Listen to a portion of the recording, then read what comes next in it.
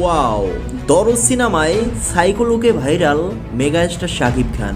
সম্প্রতি দরদ টিমের পক্ষ থেকে শাকিব খানের একটি সাইকো লুক ভাইরাল হয় সামাজিক যোগাযোগ মাধ্যমে। জানা যায় দরজ সিনেমার এক পর্যায়ে সাইকো লুকে ধরা দেবেন এই সুপারস্টার। আরও জানা যায় দরজ সিনেমার কালার কারেকশনের কাজ সম্পূর্ণ শেষ হয়েছে, ডাবিংও শেষ। এখন শুধু সিনেমাটি মুক্তি দেওয়ার জন্য প্রস্তুতি চলছে। সিনেমাটি নিয়ে পরিচালক অনন্য মামুন জানান, দরজ সিনেমাটি সম্পূর্ণ প্রস্তুত, এখন শুধু মুক্তির অপেক্ষায়। আরও জানান, সিনেমাটি আমি একজন দর্শক হিসেবে দেখেছি। দরজ সিনেমাটি বাংলা ফিল্ম ইন্ডাস্ট্রিতে নতুন কিছু করে দেখাবে। দরজ সিনেমায় শাকিবের গেট আপ, অ্যাটিটিউড পুরাই অন্য লেভেলের।